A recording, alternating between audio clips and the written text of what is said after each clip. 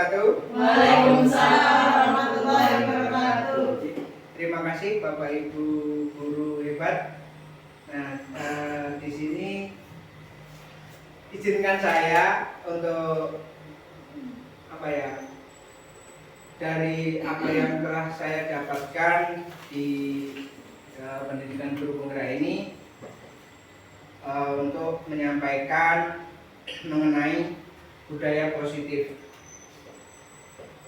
Nah, selama pendidikan dari hampir 2 bulan sudah sampai di modul 1.4 yaitu tentang budaya positif.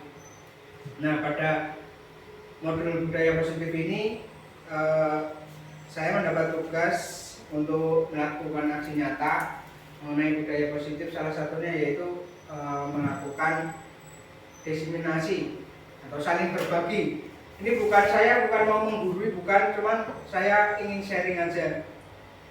Entah nanti saya yang keliru bisa memberikan masukan atau umpan balik nanti di akhir atau di pertengahan. Gitu, terima kasih. Langsung mawon nih, di sini tentang budaya positif. Nah, apa itu budaya positif? Nah, budaya positif adalah suatu pembiasaan yang bernilai positif. Di dalamnya mengandung jumlah kegiatan yang mampu menumbuhkan karakter murid. Budaya positif perlu dibangun dalam satu kelas. Untuk mewujudkan budaya positif harus dilakukan sejak dini, mengingat dalam prosesnya membutuhkan waktu yang lama dan konsisten dari setiap stakeholder yang ada. Nah, di lingkungan sekolah ini, terutama di kelas, guru dapat menerapkan budaya positif. Karena kita di lingkungan sekolah, berarti kita bisa bekerjasama dengan rekan sejawat. Kemudian berinteraksi secara akrab dengan peserta didik, menerapkan sikap disiplin dan bertanggung jawab, serta menjadi teladan bagi peserta didik. Sedangkan di lingkungan kelas, salah satu langkah yang guru dapat lakukan adalah membangun budaya positif melalui komunikasi serta adanya keyakinan yang diyakini baik dan positif. Jadi budaya positif ini bisa kita lakukan karena kita di lingkungan sekolah, bisa kita lakukan dengan sesama rekan sejawat, kemudian berinteraksi secara akrab juga dengan peserta didik. Untuk di kelas, salah satunya yaitu membuat keyakinan kelas. Apakah Bapak Ibu ada yang sudah membuat keyakinan kelas? Ada? Belum ada nih keyakinan kelas. Karena dengan keyakinan kelas ini nanti bisa mewujudkan budaya yang positif. Nah, selanjutnya, nanti di budaya positif ini ada poin-poin. Yang pertama yaitu perubahan paradigma belajar, kemudian ada disiplin positif, kemudian motivasi diri manusia, kemudian kebutuhan manusia, yang kelima posisi kontrol restitusi, kemudian yang keenam keyakinan kelas, dan yang ketujuh segitiga restitusi. Nah ini untuk yang pertama yaitu paradigma belajar. Nah ini ada kegiatan bisa berdua nggih. Sampingnya saja. Ya. Bu Lutfi sama Bu Nana mungkin, nanti Pak Amri sama dia. Nah, yang pertama tugas Anda adalah menghafal salah satu dulu yang mau jadi A. Yang kanan jadi A ya. Jadi Mbak Dina sama Pak Amri nanti yang jadi A. Bu Nuri sama Bu Diah jadi B. Kemudian Bu Lutfi jadi A. Nah, yang A ini Anda menghafalkan salah satu tangan Anda, boleh kanan boleh kiri. Nah, coba dibayangkan di dalamnya ini ada sesuatu, menyimpan sesuatu yang sangat berharga. Di dalam ini ada sesuatu yang sangat berharga. Terus kemudian Anda perlu menjaganya, menjaga sekuat tenaga, ya, menjaga sekuat tenaga karena kegamanan Anda itu yang di dalamnya itu begitu penting buat Anda. Kemudian yang B, yang rekan yang B itu berusaha untuk bisa membujuk, bisa menghardi, bisa mengintimidasi, memarahi, menggoda, mengkritik, apapun cara yang digunakan untuk bisa membuka kepala tangan si A. Coba. Dengan berbagai cara. Dengan berbagai cara. Aku nggak berani, sumpah nggak berani. Aku takut bilang. Sekarang gimana mau disuap pakai 100 juta atau pakai iPhone juga bisa. Tangan. Sertifikat jiwa. Wali biru. Sertifikat jiwa. Ya, satu tangan. Ya. Boleh memaksa, boleh mau dicontohi atau dimana itu kalian. Terserah mau menggunakan cara apapun dan bagaimanapun terserah. Takut kebablasan Mbak. Aku nggak. Sudah? Sekarang kembalikan. Dibalik. Yang tadi jadi B, sekarang jadi A. Dibalik. Boleh menghargai ya. Boleh menghargai, boleh memarahi, apapun digoda juga boleh. Ya. Udah di. Ya silakan. Yuk bisa dibalik. Bisa dibalik. Ya. Mbak Diana nggak apa ya? Hah? Nggak berani.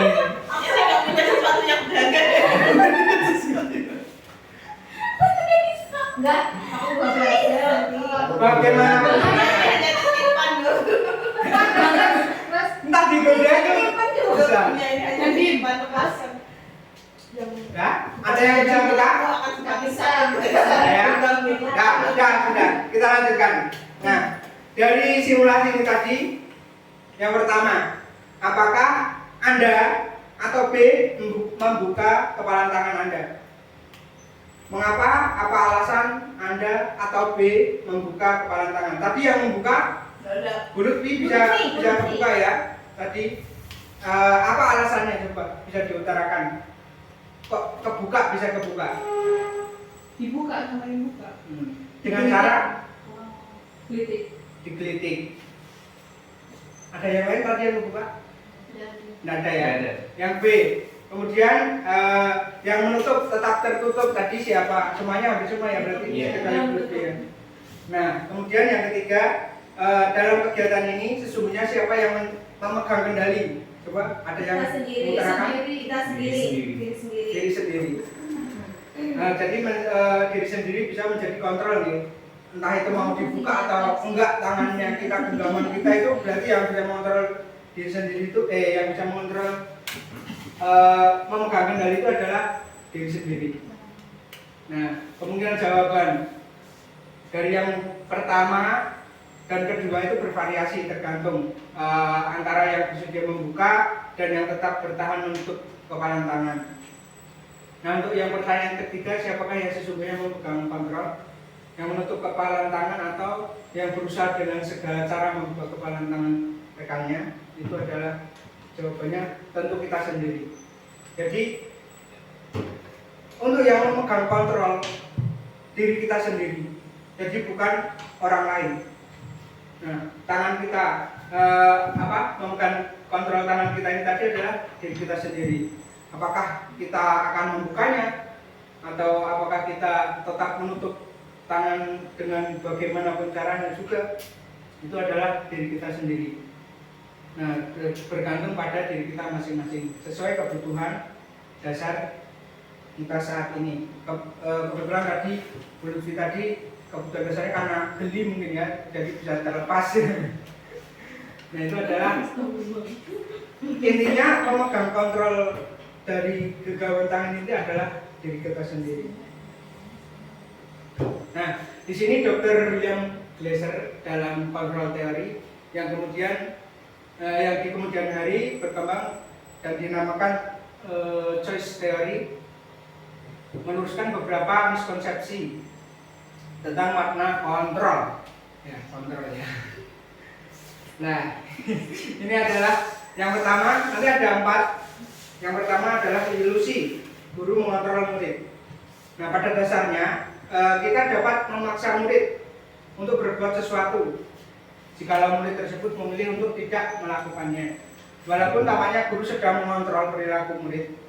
Hal demikian terjadi karena murid sedang mengizinkan, jadi mengizinkan dirinya untuk dikontrol. Nah, saat itu bentuk kontrol guru menjadi kebutuhan dasar yang dipilih murid tersebut. Nah, teori kontrol menyatakan bahwa semua perilaku memiliki tujuan, bahkan terhadap perilaku yang tidak disukai.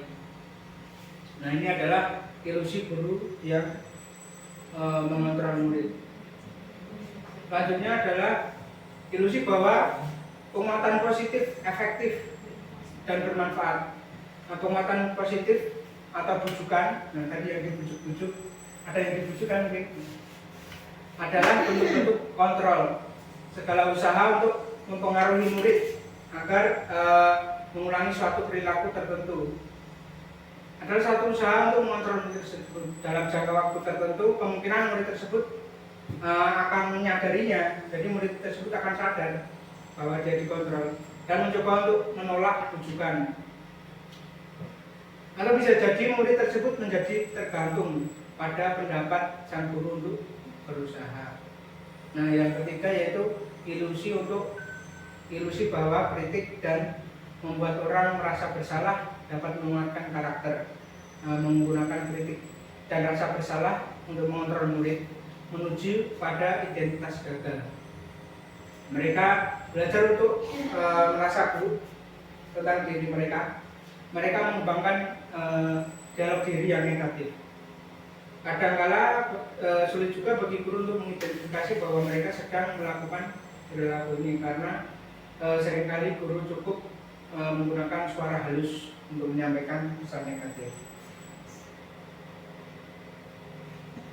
Yang selanjutnya adalah ilusi bahwa orang dewasa memiliki hak atas untuk memaksa.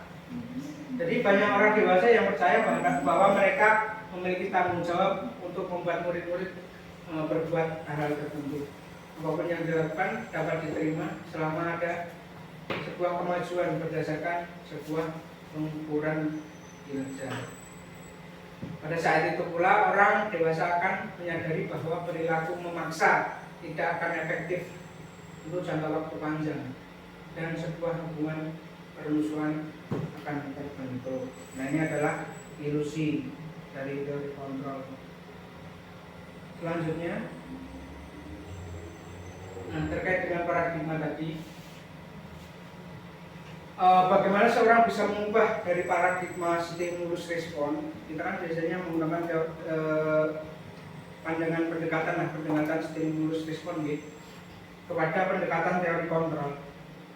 Nah, menurut Stephen R. Covey di Principle Centered Leadership di tahun 1991 mengatakan bahwa bila kita ingin membuat kemajuan perlahan sedikit demi sedikit, kemudian ubahlah sikap atau perilaku Anda.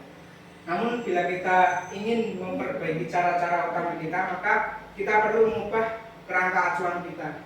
Ubahlah bagaimana Anda melihat dunia, bagaimana Anda berpikir tentang manusia. Ubahlah paradigma Anda, skema pemahaman dan penjelasan aspek-aspek tertentu tentang realitas. Nah, ini adalah apa tadi dari Stephen R. Covey ini. Secara ringkas seperti ini. Jika stimulus respon itu realitas kebutuhan kita sama, tapi di dalam teori kontrol itu realitas kebutuhan kita berbeda. Kemudian semua orang melihat hal yang sama, sedangkan di teori kontrol ini setiap orang memiliki gambaran yang berbeda. Di stimulus respon kita mencoba mengubah orang agar berpandangan sama dengan kita, tapi di teori kontrol kita berusaha memahami pandangan orang lain tentang dunia. Jadi tentunya kan kita berpandangan tentang dunia itu juga berbeda ya. Kemudian di stimulus respon itu perilaku buruk dilihat sebagai suatu kesalahan, sedangkan di teori kontrol itu sebagai tujuan, memiliki tujuan semua perilaku itu. Nah, untuk stimulus respon orang lain bisa mengontrol saya Sedangkan di teori kontrol, hanya Anda yang bisa mengontrol diri Anda sendiri. Tadi seperti genggaman tangan tadi, yang bisa mengontrol adalah diri sendiri. Kemudian di stimulus respon, saya bisa mengontrol orang lain. Sedangkan di teori kontrol, Anda tidak bisa mengontrol orang lain. Kita pun juga tidak bisa mengontrol orang lain, seperti yang digambarkan di awal tadi.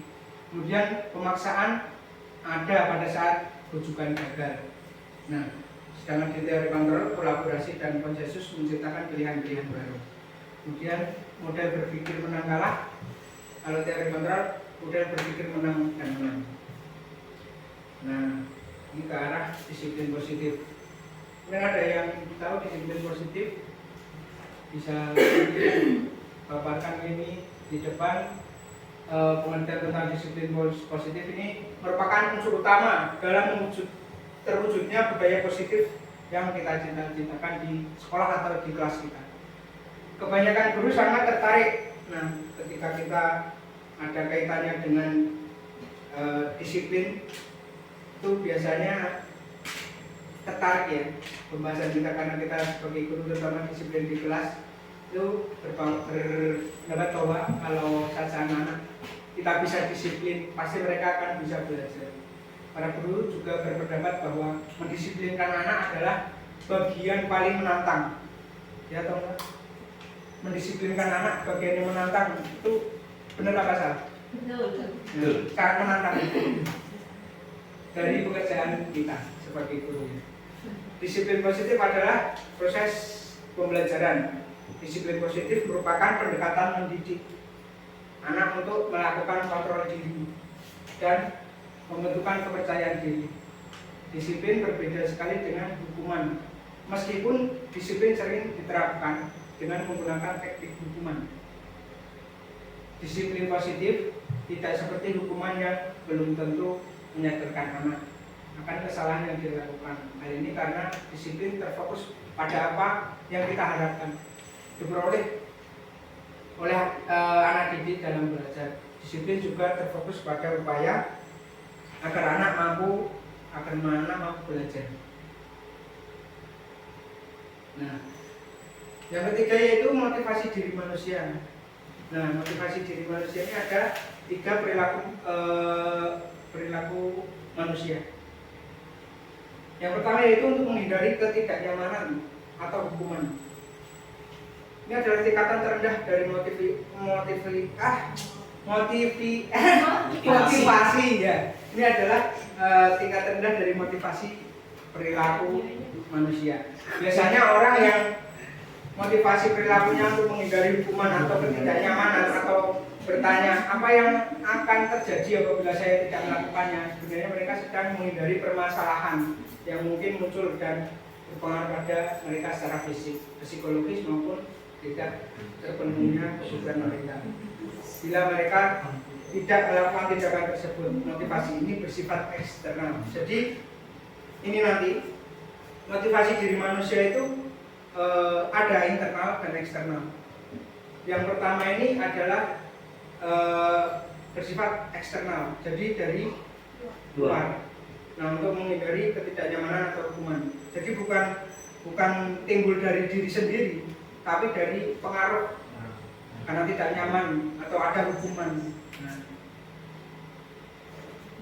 Kemudian yang kedua ini juga bersifat eksternal juga, yaitu mendapatkan imbalan atau penghargaan dari orang lain. Nah, satu tingkat di atas motivasi yang pertama. Di sini orang yang berperilaku untuk mendapatkan imbalan atau penghargaan dari orang lain dengan motivasi ini akan bertanya apa yang akan saya dapatkan apabila saya melakukannya. Mereka melakukan sebuah tindakan untuk mendapatkan pujian dari orang lain yang menurut mereka penting dan mereka letakkan dalam dunia berkualitas mereka. Mereka juga melakukan sesuatu untuk mendapatkan hadiah. Nah, hadiah, pengakuan juga bisa atau imbalan. Nah, motivasi ini bersifat juga eksternal. Jadi dari orang lain atau karena ada penghargaan atau imbalan itu tadi. Nah, yang ketiga ini adalah bagian dari internal, bukan eksternal lagi. Untuk menjadi orang yang mereka inginkan dan menghargai diri sendiri dengan nilai-nilai yang mereka percaya. Itu tadi kaitannya dengan yang awal tadi. Ketika kita membuat nilai-nilai kepercayaan dari individu sendiri, itu kan namanya juga membuat sendiri kan, dari internal diri kita sendiri. Jadi keyakinan itu akan muncul, akan bisa kita pedomani. Nah, orang dengan motivasi ini akan bertanya, akan menjadi orang yang seperti apa saya melakukannya. Mereka melakukan sesuatu karena nilai-nilai yang mereka yakini dan hargai, karena sudah tertanamkan nilai-nilai yang mereka yakini dari diri sendiri. Jadi mereka kan dengan keyakinan dan dan nilai-nilai yang dihargai mereka juga, mereka akan melakukannya karena mereka ingin menjadi orang yang melakukan nilai-nilai yang mereka yakini tersebut. Ini adalah motivasi yang akan membuat seseorang menjadi disiplin positif, karena motivasi perilakunya bersifat internal. Nah, ini larinya juga ke disiplin positif tadi. Jadi dari ketiga ini diharapkan kedepannya kita juga bisa mengarahkan ke arah yang ini untuk menjadi orang yang mereka inginkan dan menghargai diri sendiri dengan nilai-nilai yang mereka percaya. Nah, ini adalah antara hukuman, konsekuensi, dan restitusi. Nah, nggak muncul ya?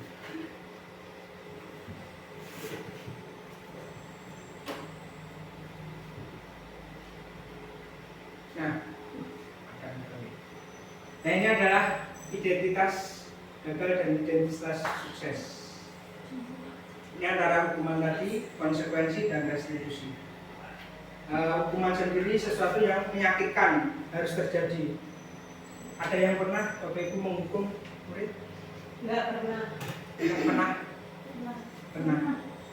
Ketika itu spontan, menyakitkan, dengan ucapan keras, Fisik itu. Iya. ya, maksudnya menyakitkan kan tidak harus secara fisik, bisa verbal juga ya.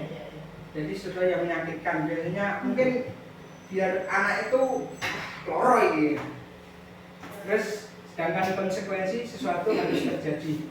Nah, untuk restitusi ini merupakan pilihan. Ini adalah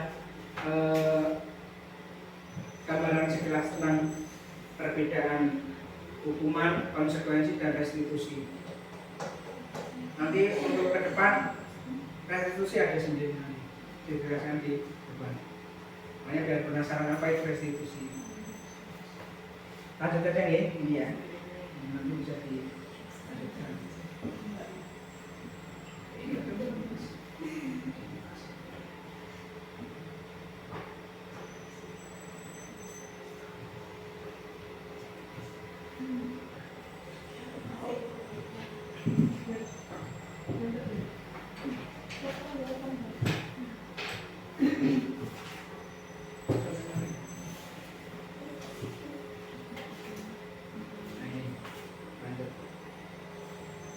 Nah, untuk kebutuhan dasar manusia di sini ada 5 kebutuhan dasar dari manusia, yaitu kebutuhan terhadap bertahan hidup.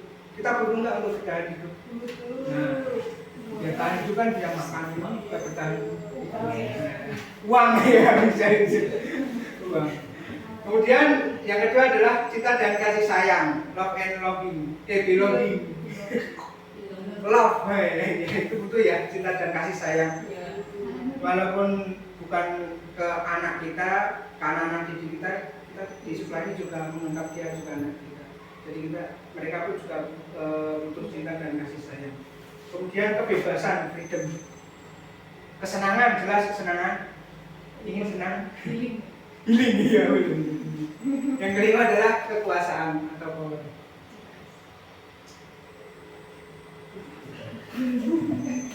Ini itu jangan kuliah ini. Yang kelima adalah posisi kontrol restitusi. Nah, di sini kita sebagai guru itu bisa menempatkan diri sebagai posisi kontrol. Ada 5 posisi kontrol. Yang pertama penghukum, kita sebagai penghukum. Kemudian yang kedua membuat orang merasa bersalah. Yang ketiga kita bisa jadi teman. Yang keempat pemantau, dan yang kelima manajer. Dari kelima ini, kira-kira posisi mana yang berada di posisi Bapak Ibu sekalian? Nomor 2. Nomor 2. Konsisten antara yang 1, 2 sama 3. Nomor 2 juga pernah ke murid. Belum 2 sampai 3 dan 4. 3 dan 4 pemantau. Satunya Pemantau. Belum ke manajer. Belum ke manajer. Manajer Pak. Nah, dari 3, jadi semuanya jadi semuanya nanti ke arahnya diharapkan. Ini cuma ya kan namanya diharapkan ya. Kita sebagai guru semuanya nanti kita berada di posisi manajer.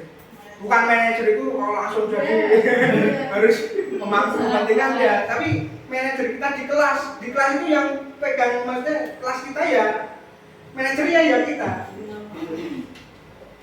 Nah, ini ada beberapa perbedaan nih. Nah, dari 5 posisi kontrol, dari yang 2 tadi, 2 pertama yang tadi adalah identitas gagal. Jadi menghindari hukuman. Nah, misalkan ketika guru berbuat menghardik, menunjuk-nunjuk, tadi menghardik, menyindir. Nah, kemudian berceramah dan guru berkata, kalau kamu tidak melakukannya, awas ya. Awas ya. Itu yang sering awas-awas itu. Rasakan. Sering melakukan? Ya. Masih Ya, pengajian. Nah, ini hasilnya nanti akan ini. Hasilnya akan membentuk memberontak. Anak itu akan memberontak, menyalahkan orang lain dan juga berbohong ke arah ke sana juga. Kemudian nah ini adalah kalian dengan dunia berkualitas. Kaitannya dengan dunia berkualitas, murid melakukan guru di luar, meletakkan guru di luar dunia yang berkualitas. Kemudian murid berkata, biarkan aja, nanti juga marah-marah lagi, marah-marah terus. Bisa. Kemudian dampak pada murid, dampaknya apa? Murid akan mengulangi lagi. Mengulangi kesalahan. Salah besok salah. Kemudian untuk yang kedua, membuat orang merasa bersalah, diceramahi dan menyalahkan. Seharusnya itu kamu gini. Ibu kecewa, kamu gini. Dari guru juga berkata, kamu seharusnya gini. Kamu sudah tahu, ibu lelah sekali melakukannya. Ibu stres. Nah, hasilnya apa? Hasilnya nih, menyembunyikan, menyangkal, berbohong juga. Nah, ini untuk kaitan dengan dunia berkualitas sendiri, murid meletakkan dulu juga di luar, di dalam dunia berkualitas. Kemudian murid berkata, maafkan saya. Dia bisa maafkan saya. Nah, dampaknya apa? Merasa rendah diri. Jadi anak akan merasa rendah diri. Yang membuat orang bersalah. Nah, ketika menjadi teman, ini adalah identitas berhasil sukses kontrol dari luar. Ini akan tadi di awal lagi yang tiga apa tadi ya? 3 motivasi tadi yang masuk yang kedua, yaitu mengharapkan imbalan atau ketergantungan dengan orang lain. Itu ada 2, teman dan pemantau. Sedangkan yang pertama tadi menghindari hukuman, itu ada menghukum dan merasa bersalah. Untuk menjadi teman, membuatkan alasan-alasan untuk muridnya. Kemudian, ayolah lakukan demi ibu. Masa kamu tidak mau? Ingat tidak, ibu pernah bantu. Nah, hasilnya apa? Anak akan tergantung. Di sini murid meletakkan guru di sebagai orang yang sangat penting di dunia berkualitas. Nah, murid berkata, saya pikir Bapak itu teman saya, ternyata begitu. Nah, ini untuk dampaknya, dampak dari murid ini lemah, tidak mandiri dan bertanggung.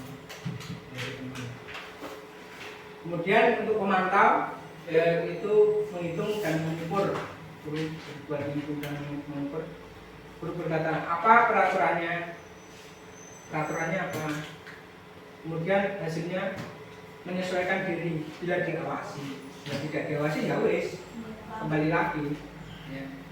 Kemudian murid meletakkan guru peraturan dan hukuman di dunia peraturan dan hukum di dunia berkualitas. Murid berkata, berapa banyak bintang yang harus saya peroleh? Berapa halaman yang harus saya tulis? Nah, ini karena aku tahu. Nah, ini untuk dampaknya adalah menitik beratkan pada sanksi atau hadiah untuk dirinya. Ini termasuk imbalan atau pekerjaan. Nah, untuk yang manajer yang kita harapkan yang larinya akan ke sana, itu yaitu manajer menghargai diri sendiri, mengajukan pertanyaan-pertanyaan, kemudian berkata apa yang kita yakini. Tadi kaitannya dengan budaya positif tadi ke sini. Jadi ketika kita sudah tanamkan budaya positif, kita sudah membuat keyakinan, jadi kita nanti akan bisa menggerakkan anak ke sini. Apa yang kita yakin tadi, ketika anak berbuat salah, kita ulangi apa yang kita yakin sebelumnya. Gitu. Apa yang kita kerjakan untuk memperbaiki masalah ini. Kemudian hasilnya menguatkan pribadian. Kemudian kaitan dengan dunia berkualitas, murid meletakkan dirinya sebagai individu yang positif dalam dunia berkualitas. Kemudian murid berkata, bagaimana cara saya bisa memperbaiki keadaan, bagaimana cara. Jadi mereka sudah menanyakan hal yang ke situ. Kemudian dampaknya mengevaluasi diri, bagaimana cara memperbaiki diri. Nah, itu adalah 5 posisi kontrol. Kita sebagai guru, kita memiliki posisi-posisi ini. Nah, diharapkan kita bisa lari ke arah yang manajer. Walaupun tidak langsung harus ke manajer, ya pelan-pelan. Kita biasakan, kita budayakan. Hanya juga budaya positif. Nah, ini untuk keyakinan kelas. Mengapa kita jawabannya udah ada ya? Akhir akan beli. Mengapa kita memiliki peraturan tentang penggunaan helm saat mengendarai kendaraan roda 2 motor atau motor? Nah, ini kemungkinan jawabannya adalah keselamatan, ya, betul? Kita menggunakan helm untuk keselamatan. Mengapa kita memiliki peraturan tentang penggunaan masker dan cuci tangan setiap saat ini ketika pandemi? Karena itu apa? Walaupun tidak pandemi juga perlu juga sih. Ini untuk menjaga kesehatan dan atau keselamatan. Betul atau juga? Betul apa salah? Betul. Nah, nilai keselamatan dan kesehatan inilah yang kita sebut sebagai keyakinan. Nah, tadi sudah yakin kan? Betul, meyakini berarti sudah yakin kalau keselamatan itu apa? Menggunakan helm itu demi keselamatan. Itu yakin. Ketika kita tanamkan keyakinan, nah, yaitu nilai-nilai kebajikan universal yang disepakati secara tersirat dan juga tersurat. Tersirat dan tersurat seperti cinta. Lepas dari latar belakang suku, negara, bangsa maupun agama, nilai-nilai kebijakan menekankan pada keyakinan seseorang atau lebih memotivasi seseorang dari dalam. Seseorang akan lebih tergerak dan bersemangat untuk menjalankan keyakinannya daripada hanya sekedar mengikuti serangkaian peraturan tertulis tanpa makna. Jadi ada peraturan di sekolah, peraturan di kelas. Beda kalau kita membuat itu dengan melibatkan anak. Ini terutama anak-anak kita yang bukan ini ya, dengan hambatan intelektual ya. Tapi juga bisa diterapkan juga dengan hambatan intelektual dengan memberikan penjelasan yang lebih sederhana. Kita memberikan gambaran mereka dengan kalimat yang sesederhana mungkin. Murid-murid pun demikian, mereka perlu mendengarkan dan memahami arti sesungguhnya tentang peraturan-peraturan yang diberikan, apa nilai kebajikan di balik peraturan tersebut, apa tujuan utamanya, dan menjadi tidak tertarik atau takut hingga hanya sekedar mengikuti serangkaian peraturan yang mengatur mereka tanpa memahami tujuannya. Iya. Nah ini adalah keyakinan kelas. Nah karena saya mencoba untuk membuat keyakinan kelas ini saya lakukan karena siswa saya kebanyakan belum bisa menulis dengan mandiri. Saya mengajak untuk menjelaskan keyakinan-keyakinan kelas yang sederhana. Yang pertama itu kemarin itu datang tepat waktu. Itu salah satunya datang tepat waktu. Mereka kan juga tahu, oh ini waktunya masuk, sudah masuk kelas.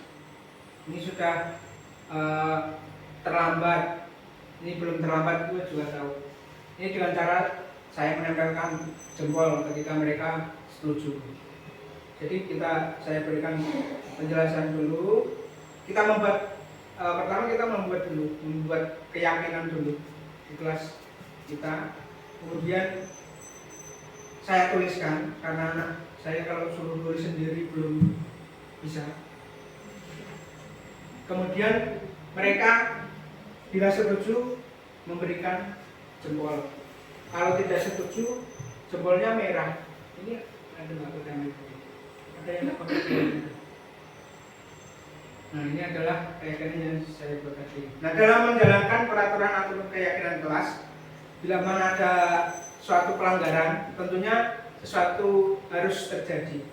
Untuk itu kita perlu meninjau ulang tindakan menegakkan peraturan atau keyakinan kelas kita selama ini. Jadi misalkan anak tadi ketika kita akan menghukum, sedangkan menghukum tadi faktor eksternal ya.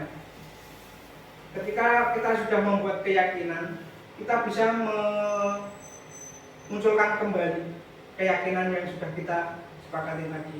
Jadi tindakan terhadap suatu pelanggaran pada umumnya terbentuk hukuman atau konsekuensi. Kali ini kita akan mengenal organ disiplin positif yang dinamakan restitusi. Restitusi tadi kan restitusi itu apa ya? Nah restitusi ini ya.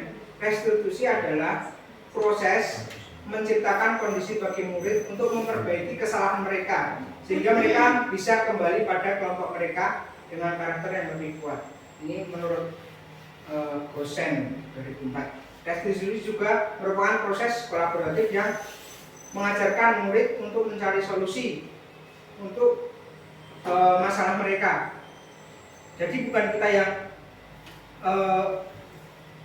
memberikan solusi, tapi mereka mencari solusi. Kita hanya memfasilitasi dan membantu murid berpikir tentang orang seperti apa yang mereka inginkan dan bagaimana mereka harus memperlakukan orang lain. Ini menurut Clesson Gosen tahun 96. Nah, setelah restitusi tadi, setelah pembukaan keyakinan kelas, disiplin positif dan tadi yang sudah dijelaskan, yang terakhir yaitu segitiga restitusi. Nah, segitiga restitusi ini ada, namanya segitiga kan ada 3 ya. 3 untuk mengarahkan ke arah disiplin positif.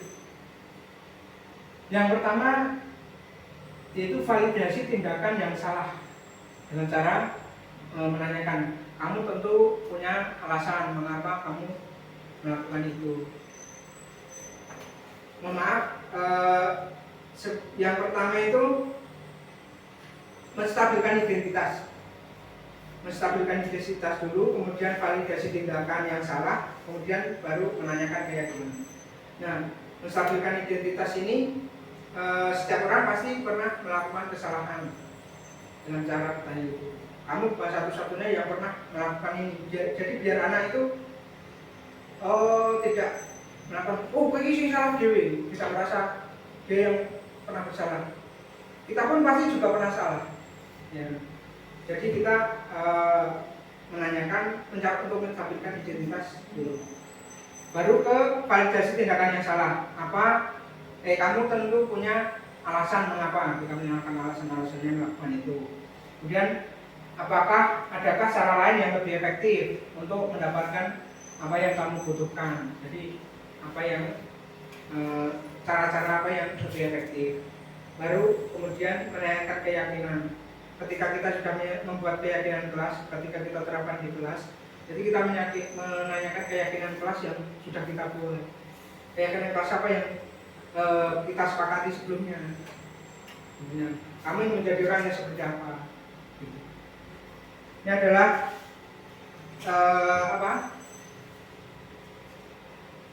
kemarin saya mencoba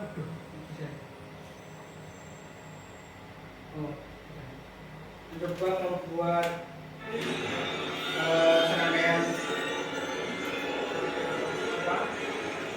contoh kasus dari segitiga restitusi, dari yang awal mulanya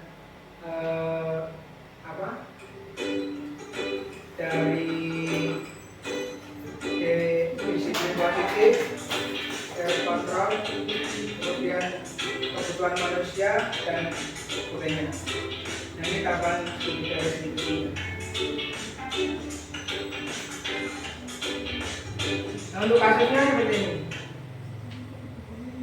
Ada seorang siswa kelas 11B yang sering datang terlambat, padahal dalam kesepakatan kelas ada salah satu nilai kebajikan yang telah disepakati, yakni semua warga kelas, yaitu komitmen. Komitmen kan tidak datang terlambat. Dengan demikian berarti bahwa semua warga kelas sepakat dan meyakini bahwa semua warga harus komitmen dalam menjalankan segala hal. Sering datang terlambat adalah salah satu tindakan yang tidak sesuai dengan salah satu nilai kebajikan komitmen tadi yang telah disepakati dan diyakini untuk komitmen. Saya sebagai wali kelas harus melaksanakan tindakan penyelesaian masalah tersebut dengan menggunakan segitiga restitusi. Ini mungkin ya akan sangat mudah diterapkan ketika dengan anak-anak yang reguler. Tapi tidak ada salahnya kita juga melakukan untuk anak-anak kita. Bisa juga dengan cara yang lebih sederhana mungkin. Ini saya contohkan dengan siswa B. Ini adalah siswa saya yang datang terlambat.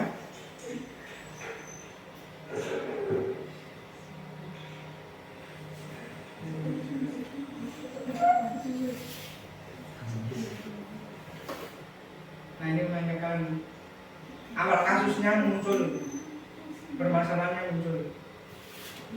Nah, karena ini mau pelajaran, jadi biar tidak mengganggu pelajaran, nanti setelah selesai belajar saya arahkan ke. Nah, yang pertama yaitu menstabilkan identitas.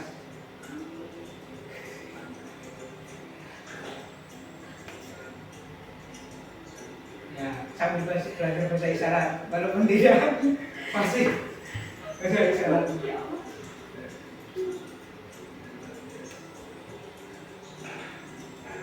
Nah, ini yang masih menstabilkan identitas.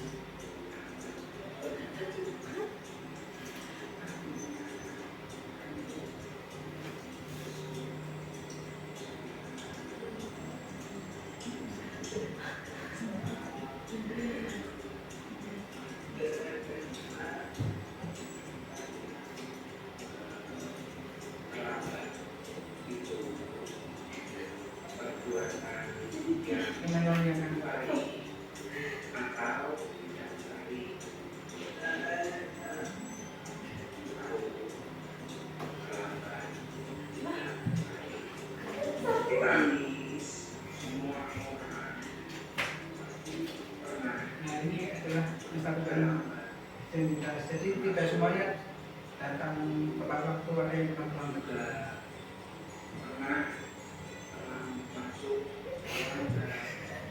Karena isarannya juga belum pasti. Mencari siapa yang salah, tapi mencari solusi dari masalah kami masuk sekolah yang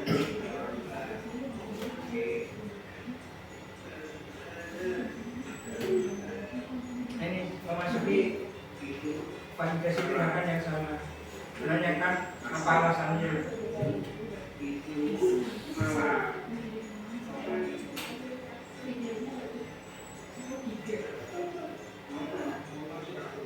Menonton sepak bola dan main HP.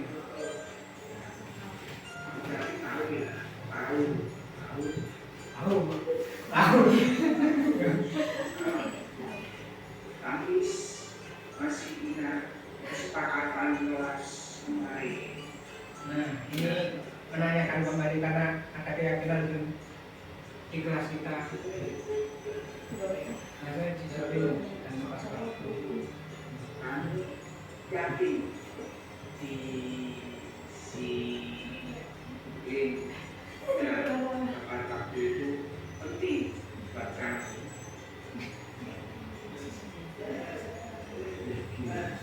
Yakin sebenarnya, aku yakin apa itu. Kami lakukan untuk disiplin dan tepat waktu.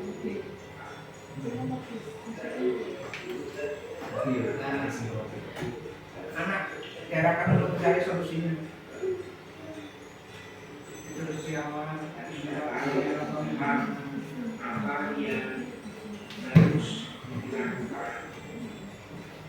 Mulai kapan?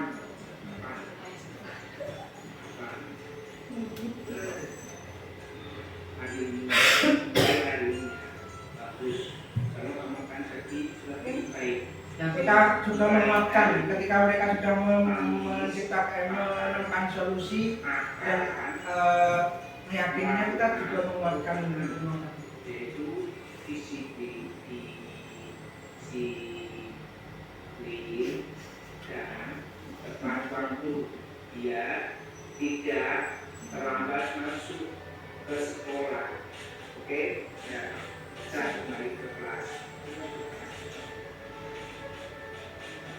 Ini adalah contoh segitiga restitusi yang ulang nanti.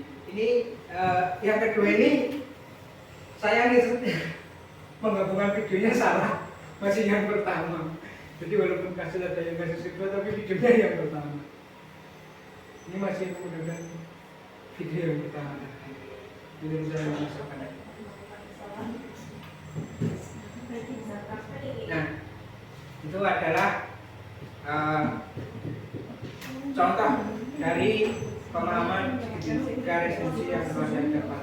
Nah, demikian yang dapat saya sampaikan. Mungkin ada pertanyaan, atau kalau pertanyaan tidak wajib.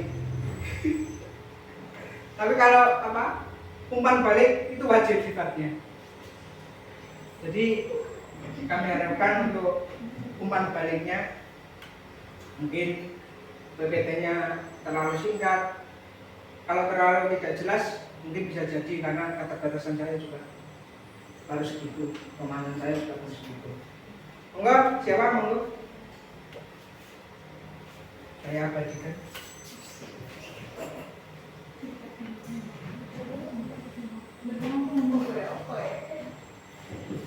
Monggo. Budina? Nanti semuanya kok memberi review semuanya. Kayak ijem ya. Ya, Pak Amri? Cukup, Pak. Cukup hilang. Cukup tidak paham. Ya, Mbak. Budina? Sudah cukup bagus, sudah sudah memberikan pandangan ke kita mengenai disiplin positif di kelas itu seperti apa. terutama tadi yang 5 apa ya Pak, kontrol. posisi kontrol. Ya, posisi kontrol itu kita jadi tahu bagaimana harus apa yang menyikapi murid dan memberikan dampaknya itu. Kadang kan kita mengukur dampaknya hanya dampak jangka Sesaat. pendek ya. Sesaat. Nah, dari situ kita tahu bahwa terkadang spontanitas kita itu dampaknya juga nggak terlalu bagus gitu loh. Dan itu saja mungkin. Oke, terima kasih Bu Dina atas reviewnya, atas refleksinya. Monggo yang lain, barangkali pertanyaan juga nggak apa-apa. Coba saya jawab, kalau nggak bisa jawab nanti saya bawa pulang. Monggo, Pak Amri mungkin. Enggak sih. Sudah cukup bagus Pak. Tadi jadi ya, sama seperti Bu Dina tadi penjelasan tentang kontrol siswa dan jadi kita nggak hanya berpikir punishment ke anak, menghukum anak gitu ya. Jadi anak juga harus paham dan tahu apa yang salah sih selama yang dicontohkan tadi Kamis kok datang terlambat, ternyata karena bangunnya tidurnya kemalaman, akhirnya bangunnya kesiangan gitu. Jadi anak jadi belajar dari kesalahan dia, akhirnya tujuannya kan jadi memperbaiki apa yang salah selama ini. Ya, Lebih baik sih. harapannya juga seperti itu, dan nanti arah kedepannya terkait dengan disiplin positif itu juga ke situ, segitiga restitusi juga ke situ. Jadi dari disiplin positif ini tadi poin-poinnya ada 6-7 tadi. Yang pertama tentang paradigma kita belajar, jadi tidak tentang hukuman, konsekuensi dan restitusi tadi. Kita ke arahnya ke arah restitusi. Kemudian juga sebagai posisi kontrol kita juga ke arah yang manajemen ya, untuk apa penerapan bisa ke segitiga restitusi tadi. Mungkin kita belajar, kita mulai sedikit demi sedikit ke arah ke sana. Ini baik atau tidak baik atau enggak, tapi keyakinan saya ini adalah hal yang positif. Itu adalah keyakinan saya sendiri. Jadi berusaha untuk menerapkan ke anak-anak. Jadi ketika ada hal-hal apa jadi di kelas bisa kok diabadikan. Ketika itu nanti bisa jadi dokumentasi. Ketika pun ada kegiatan evaluasi atau monitoring bisa bukti sebagai bukti juga kan. Selain itu juga, oh kita pernah melakukan ini ya, bisa refleksi kita, oh ini dengan ini salah, kedepannya diperbaiki ini. Lagi mungkin ada masukan, ini Budia,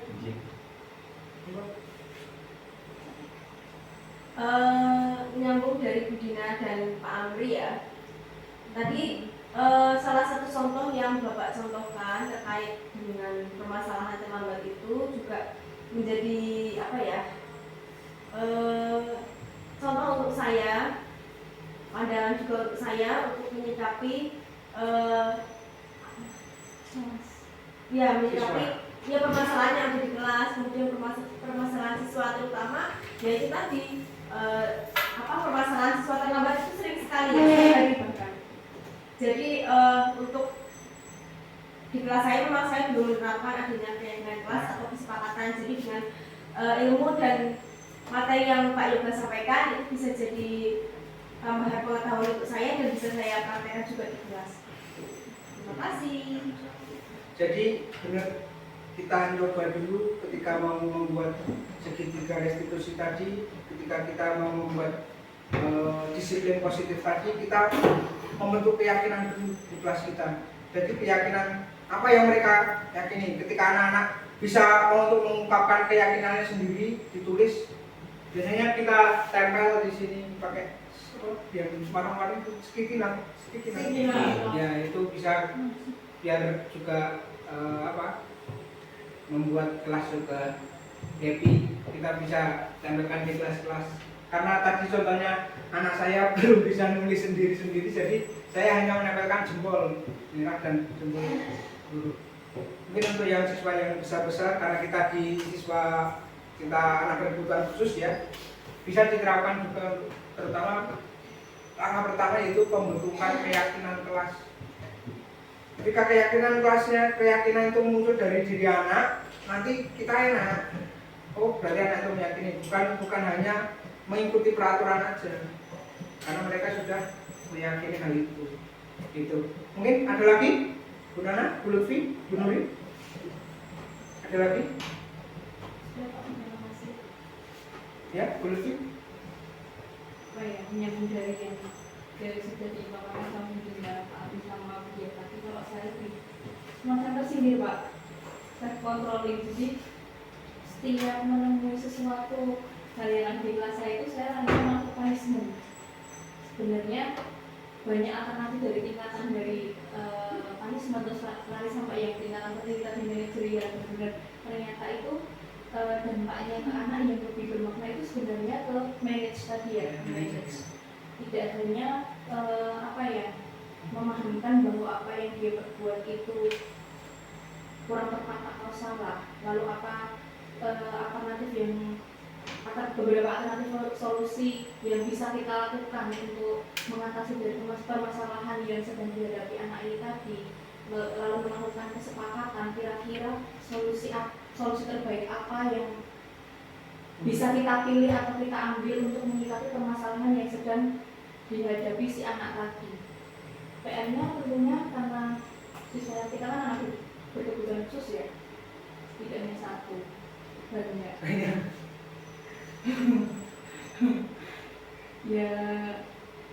Ya belum dicoba sih, ya semoga ini ya insya Allah ini sudah termotivasi, tapi semoga bisa menerapkan atau bisa belajar dari apa yang sudah didapatkan hari ini, semoga bisa memberikan pembelajaran yang bermakna untuk si anak kita. Ya itu mungkin ini hanya secuplik ini, masih banyak lagi materi-materi yang perlu kita pelajari ternyata setelah kita menjadi guru, terutama kesini, ke arah sini, ke arah kurikulum kita, kurikulum merdeka, yang mana akan tercermin ke kita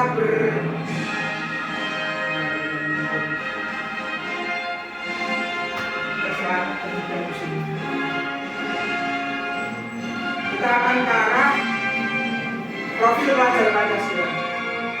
Jadi muaranya semuanya akan berpihak kepada siswa. Oh, zaman kita sekolah dulu kita masih terlalu di hukuman jelas. Saya merasakan dulu waktu SD itu dihukum. Pun sampai sekarang sebelum saya mendapat sedikit masukan ini juga saya sering menghukum. Tapi saya juga perlahan-perlahan sedikit demi sedikit seperti tadi yang dikatakan Mbak Stephen tadi, sedikit-sedikit kalau kita akan melakukannya. Itu langsung jus dari manajerial. Ya pelan-pelan. Kita ke arahnya ke sana. Jadi pandangan arah kita, paradigma kita akan ke arah ke sana. Itu. Ada lagi tambahan? Karena ini juga sudah saatnya bel pulang. Dan saya cukup sekian. Mohon maaf apabila ada salah kata atau salah materi atau salah apa saja yang saya ungkapkan. Ini ya karena keterbatasan saya, dan apabila ada kebaikan atau nilai-nilai yang baik bisa diambil, bisa diterapkan di kelas masing-masing. Kita juga sharing-sharing lah, karena dengan sharing ini juga kita enak bisa, oh masalahku di sini. Tujuannya ada komunitas belajar itu juga ke arah sana nantinya. Komunitas belajar itu tidak hanya yang mengurus yang nanti semuanya terlibat, namanya juga komunitas. Jadi ke arah kesana kita sharing. Oh media ini bagus untuk anak itu, bisa kita sharingkan. Karena adanya ya karena sebuah komunitas kita bentuk untuk pengurusan yang benar. Dari saya cukup sekian, mohon maaf. Terima kasih atas waktunya. Wassalamualaikum warahmatullahi wabarakatuh.